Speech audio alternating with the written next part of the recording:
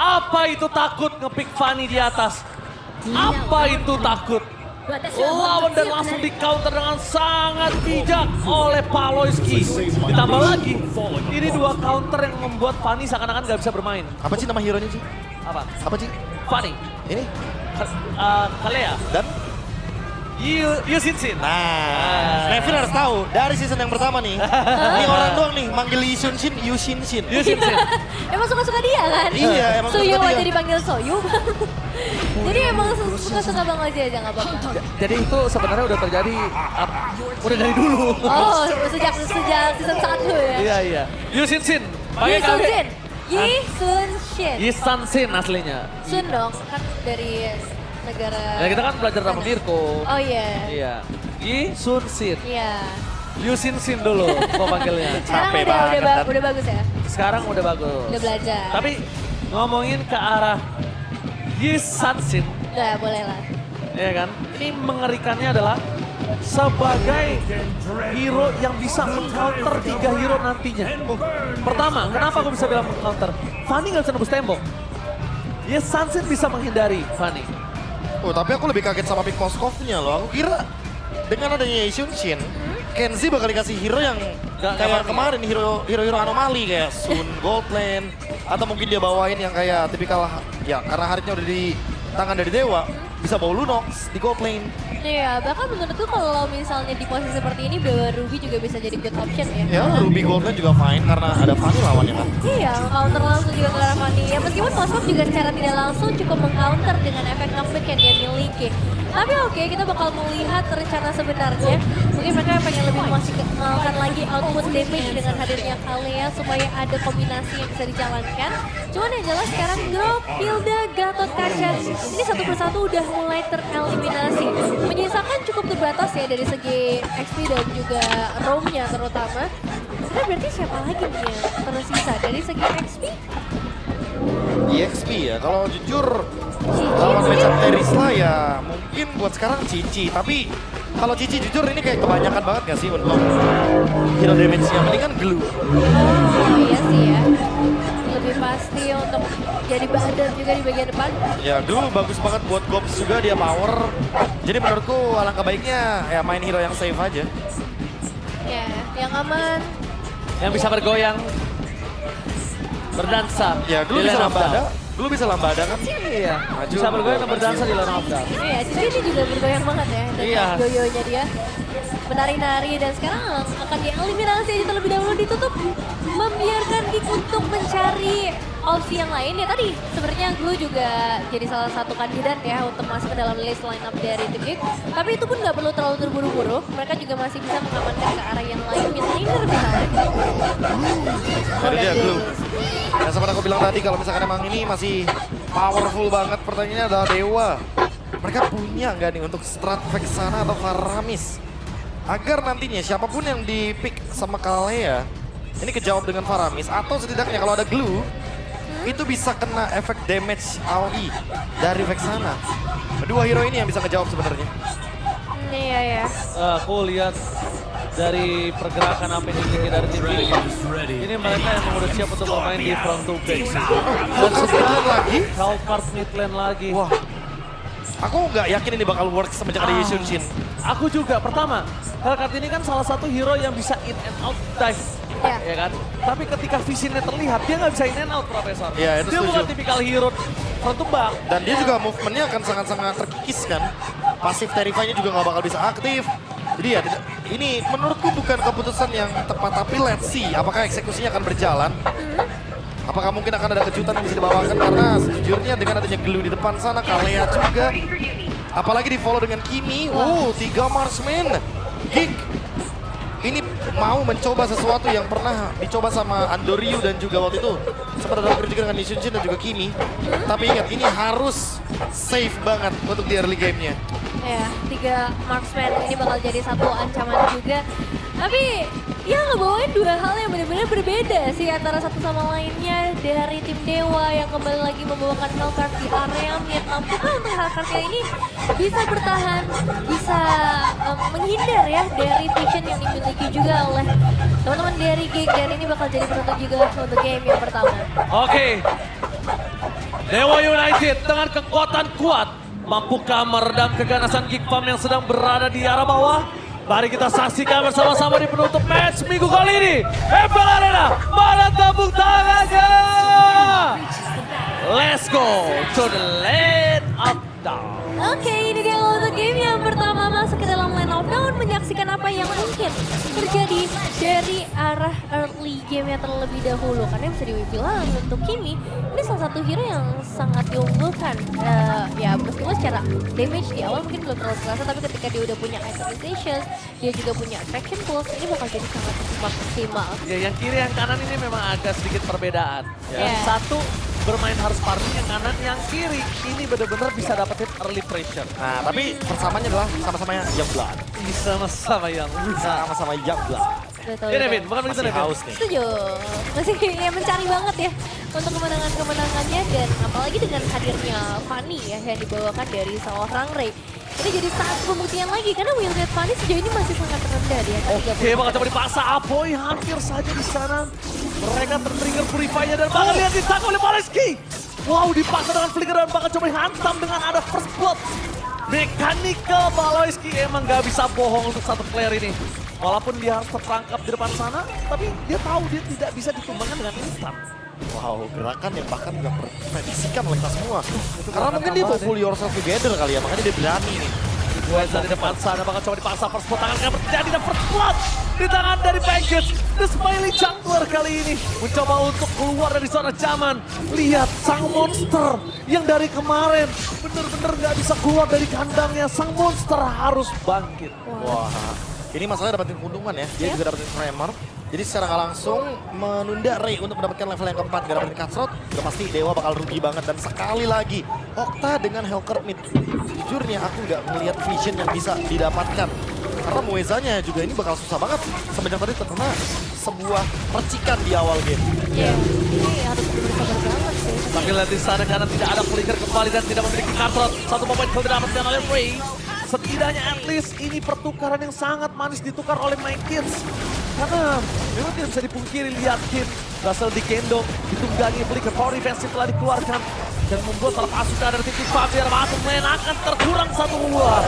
Membernya tenggelam oleh point kill oleh Okta. Ditukarkan dengan satu objektif turtle ya. Ini ngebuat pertukarannya mungkin jadinya nggak terlalu merugikan bagi Dewa United ataupun bagi teman-teman dari Geek. Tapi yang jelas ini jadinya menetralisir Geek yang tadinya hampir bisa memegang sekitar 1000 perbedaan, diredam lagi. Dan mereka harus mulai mencari lagi objektif. Bahkan harus bisa ngebantu supaya Kenziski-nya bisa bertahan lebih lama di area laning. Oke, tapi lihat langsung Tsunami Slim. Following-nya poin saja gagal. Tidak masalah para pasukan dari tim Geek memaksa dengan poin kill atas Gob. Wow, ada apa dengan hari ini ya? Harinya EXP Laner kah? Iya ya. Dari tadi ya, banyak banget play yang diciptakan sama para XP laner termasuk Gobs yang barusan mendapatkan point kill. Yes. Tapi untuk farming sejujurnya My Kids nih, Nevin, belum terhentikan. Ya, masih bebas banget sih. Di level yang ke-7, beda 2 level bahkan udah mulai terasa. Dan ini bakal jadi ancaman bagi seorang Fanny. Karena kita tahu ketika early game-nya nggak bisa dipegang oleh Fanny, ya udah split push nanti yang bakal jadi opsi satu-satunya yang bisa dimainkan. Oleh siapa? Yaitu Fanny. Tapi masalahnya tidak mau skop. Dua upgrade langsung mengejar Palos. Satu pemain kill mendapatkan dan satu pemain kill yang hilang. Instant kill. Tapi Mekis tidak akan tinggal diam. Dia masih mau lebih bertukar dengan adanya Okta. Tapi dengan Mueza melakukan sedikit kating, ternyata Mekis langsung balik arah. Semudah itu kah memalingkan mata diberikan poin kill atas Okta? Ini satu poin eliminasi yang lagi-lagi menjadi masalah yang lumayan besar ya. Dari Geek, semakin tinggi lagi keuntungan yang udah bisa diunggulkan. Dan semakin berbahaya lagi ya nantinya di area perebutan objektif bro. Kalau ngomongin objektif sih udah pasti ya, karena penguasaan mapnya ada Chow, ada Tesla, ada Hellcurt juga, udah pasti bakal lebih dominan. Tapi tinggal eksekusinya aja sih, karena semenjak turtle pertama didapatkan sama Geek, aku merasanya Kenziski kena tadi kill pun gak rugi sih. Oh my god, solo kill hampir terjadi. One last hit! Solo kill! Walaupun Tsunami Slam dari Paloski berhasil menukar Maybe. Tapi lihat yang dilakukan Maybe berhasil membuat Kenziski kali ini killan point kill. Dan tanpa ada pembanding sama sekali, tidak ada cover Aboy. Standby, menuju ke arah Sarto, terlalu banyak dikeluarkan. Dua upgrade dan make it! masih bisa selamat dengan retribution yang dia miliki. Mundur ke arah belakang membuat dirinya bisa selamat mengembalikan kembali keadaan kehilangan Okta. Bahkan poin kill yang ditukarkan ini dibanding seluruh source kill yang dikeluarkan Dewa ini gak worth it, bro. Wah, tapi ini benar-benar jadi tingkat jangka panjang yang benar-benar panjang banget. Membuat pertukaran source skill harus terus dilakukan. Dan bahkan dengan setup turtle yang masih dipegang oleh Geek, mereka harus berhadapan dengan banyaknya gangguan. Mungkin salah satunya yang bisa saja melemparkan penalti zone secara langsung ke bagian depan dalam beberapa saat lagi. Dan tertangkap. Oke, diberhentikan pergerakannya. Tsunami Slam untuk delay. Tapi doa yang yang dikeluarkan Mueza akan menjadi korban. Kekanan dari Aboy. Meanwhile Ray, dia tahu dia tidak boleh terlalu terburu-buru dengan apa yang sudah dimiliki. Dan Genjinski ini adalah bom waktu untuk Dewa United. Kenapa bom waktu untuk Dewa United? Karena kalau bom waktu tersebut, itu bisa meledakkan Dewa United. Luar. Tapi emang sejujurnya aku bingung sih tadi sama Geek. Keputusan mereka untuk memberikan turtle-nya kepada Fanny dari Ray. Itu kayak nggak terlalu bijak sih menurutku. Walaupun mungkin Genjinski-nya lagi show di top lane ya. Tapi sebenarnya mereka bisa dapetin 2 objektif kok. Tadi retry-nya juga ready dari Mages. Mungkin kayak ada beberapa comms yang ngebuat oke, mendingan Geek mundur dulu, recovery dulu, baru nanti turtle yang ketiga mereka mau fight. Karena ya Gobs-nya juga baru datang kan tadi. Sehingga mereka nggak bakal mau fight kalau nggak ada Gobs. Ya, dan kalau melihat dari bagian bottom lane yang udah mulai cukup padat juga, dari Geek, ini mereka udah pengen ngebikin konsistensinya jauh lebih bebas setelah 2 kali berhasil pick off. Dan dengan hadirnya Gobs juga, Ini bisa jadi penetral isi. di MPL Arena nggak ada klub, gue dengar banyak Dexter ya. Dari tadi. Iya dong, wow. Oke, kita balik lagi tentunya. Dimana para pasukan dari tim Geek Farm, Nevin mencoba menerapin turret ya. Ya, tapi sama seperti di area mid lane. Oke, Tsunami Slam yang on point langsung diselamatkan oleh Kin. Masih bisa selamat way of Dragon dengan membuat para pasukan dari tim Dewa malah mendapatkan poin kill tambahan. Tapi tidak semudah itu versus Soul. Pertukaran malah di tangan tim Dewa. Dewa United kali ini mencoba untuk menukar dengan Katot. Paloyski masih terlalu kuat tapi Genjinski free hit dan mendapatkan sosok dari seorang Okta yang tidak ada chance. Pulang kembali Apoy. Sudah dengan Sky Piscer yang dimiliki dan Ray. Mau tidak mau cuma satu yang bisa dilakukan. Clear minion. Ya, ini keuntungan yang banyak sih untuk Geek FM sebenarnya. Setelah mereka berhasil mendapatkan poin eliminasi dan setelah itu mereka juga berhasil menyelesaikan pressure di area top lane maupun di bagian bottom lane. Tinggal turtle-nya aja nih, karena kan para pemain dari Dewa juga sudah mulai kembali lagi. Dan mereka masih punya Mages yang unggul sebanyak 2 level. Maka dari itu, kalau misalnya ini jatuh ke tangan Ray, mungkin keuntungan dari Geek bisa langsung diredam. Oke, Mountain Shocker, Vision terlihat dengan sangat jelas, tapi ternyata masuk ke area tim Geek Farm. Mereka standby, Ray mencoba retribution dan itu dia package! Turtle Slate untuk kedua kalinya dan bahkan berhasil mendapatkan Mueza di depan mata, hampir saja menjadi poin kill tambahan. Karena dibalik itu semua para pasukan dari tim Geek Farm mereka lebih memilih objektif. Mereka mulai mendengarkan Paloyski. Mereka ingin mendapatkan satu poin bom dan bahkan Ray terperangkap. Gak ada energi. Ingat ada Sky Piscer dari seorang Apoy. Mueza mencoba untuk menutup jalan dan Ray still survive in the top lane. Untungnya masih bisa selamat, tapi tetap dari Geek sekarang pegang kendali penuh, bro. Udah pasti ya, gara-gara dapetin objektif yang sempat kita mention tadi. Sebenarnya bisa perfect objektif untuk Geek Farm, tapi mereka melepaskan satu pressure tersebut. Mereka lebih recovery buat turtle yang ketiga dan akhirnya mereka mendapatkan hal tersebut. Poin positifnya apa? Aboy sekarang udah punya Glowing Wand dan juga Sky Pierce. Lebih seimbang, lebih punya efek Life Bane dan punya efek Lethality juga. Jadi Aboy dengan Sky Pierce-nya akan jadi senjata yang paling mematikan ketika nanti Okta miss dengan Deadly Stinger yang dia miliki. Iya sih, karena emang satu momen doang ya kalau kita ngomongin ke arah Hellcard, kalau misalnya gagal bisa langsung dibalikin dan akan cukup sulit untuk bisa kembali ke posisi yang aman dan sedikit conceal play. Oke, informasi conceal play didapatkan di mana Okta berada mencoba untuk mencari dan Okta terperangkap. Gak ada cara untuk pulang bersama dengan Ray. Niatnya untuk bisa menyelamatkan dua-duanya atau salah satu ternyata dua-duanya malah tenggelam ke dalam jurang. Wah, padahal posisi dari Ray tadi udah lumayan bebas loh di bagian belakang, tapi ternyata ada satu pergerakan tambahan lagi yang membuat dia akhirnya harus ikut tumbang dan sekarang versi dari Geek. Mereka juga bisa mengamankan inner turret di bagian bawah. Ini aku lihat dengan recall-recallnya dari MyKids ya, dia kayak menandakan kalau dia udah lebih lepas sekarang mainnya. Udah bangkit. Udah coba buat recovery lagi dengan kesalahan 3 minggu belakangan ini. Dan kali ini Geekfam yang sedang unggul. Mereka akan terus menekan Dewa dari luar. Mereka akan coba memanfaatkan bagaimana Lordnya, Map Vision, dan jangan lupa ada Mountain Chakra, ada Turtle Ship yang nanti akan membungkam pasif dari Okta. Sehingga sekalipun Okta mencoba untuk melakukan flank, dia nggak dapetin vision yang bagus. Dan Moiza mencari sesuatu di bagian top lane. Oke, mencari sesuatu yang tidak diketemui. Tapi nampaknya di sana dia punya positioning yang bagus. Cuma ini bukan di waktu yang tepat nih. Kenapa kok bisa bilang nggak di waktu yang tepat? Karena Lihat. sulit. Langsung Mountain Chakra ya. Untuk dicek juga informasi didapatkan dan bisa semudah itu mereka untuk mendapatkan Lord tanpa adanya gangguan sama sekali. Wave ini di area atas memang sedikit terdorong sih, tapi harusnya ini masih bisa diatasi juga dengan hadirnya Moskov. Ya tadi seperti Raja Demas bilang, bisa dibalancing, bisa dinetralisir antara sweet push dari Fanny dengan hadirnya Moskov. Card mid lane sempat muncul memang dari Dewa, dari Okta. Gagal pada saat itu, tapi masih mau dicoba.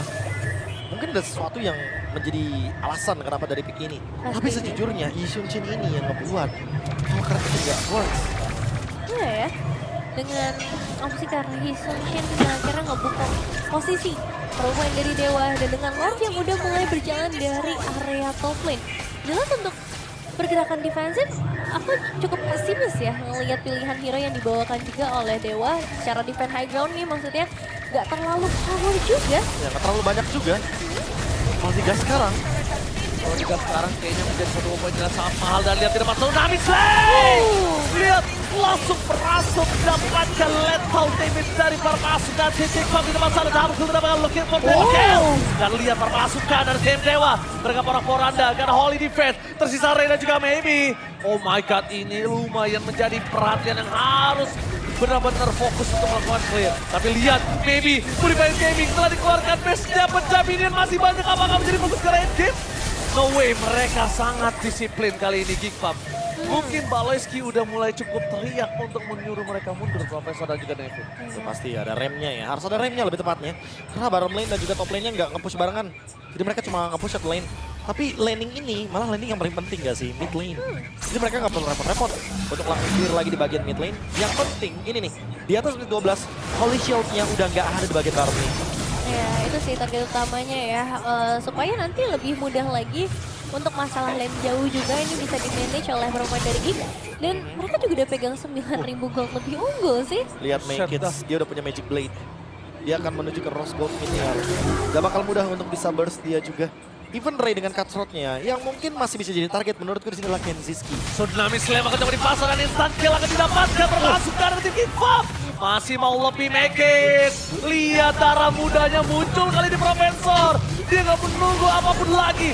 Menunggu menuju ke arah best turn atau menjadi pilihan utama. Lihat Ray lakukan terminian. Apakah teknik karet berhasil melakukan endgame? Tapi masih langsung dengan Okta dan Netball. Gak kedengeran apa-apa yang terlalu gelap di depan sana. Membuat mereka sepertinya harus mundur mendadak. Clear cepat ya yang berhasil dilakukan. Gak kelihatan dong, kan gelap. Oh, dan kedengeran ya gitu. Oh iya, iya. Dan kalau kita ngelihat juga dengan apa yang tadi terjadi ya, sebenarnya kan dengan 3 marksman itu harusnya mereka akan cukup mudah buat di-take down. Tapi hal ini nggak terjadi buat Geekfam. Mereka justru agak susah nih, mungkin dengan gap antara itemization kali ya yang sangat terasa bro. Kalau aku bilangnya karena strat Hellcard-nya nggak berjalan dengan maksimal di early game. Hah? Kayak sesimpel bawa 2 assassin lawan 3 marksman. Walaupun mungkin ya 3 marksman-nya bakal dalam ancaman ya di early game. Tapi terbukti early game-nya nggak yang begitu berjalan. Nggak yang dominate banget untuk Dewa. Malah lihat mid game-nya. Ini baru mid game. Heeh. Udah 11.000 gold lead dari Geekfam. Ini pertanda 11.000 bos. ya kalau Dewa bener-bener udah fail banget di early game-nya. Jadi mereka emang cuma tinggal nunggu Geekfam-nya bikin kesalahan. Tapi ini kalau mereka bisa melakukan defense dengan Lord ini aja, ini udah bagus banget sih untuk Dewa. Ya, paling berharap sama Fanny Ray ya. Iya, karena itu dia.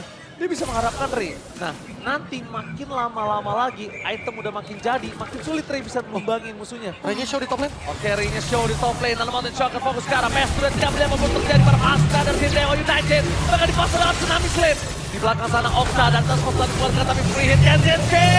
Gak bisa tersentuh, bisa ter-take down. Dan Geekfam berhasil mendapatkan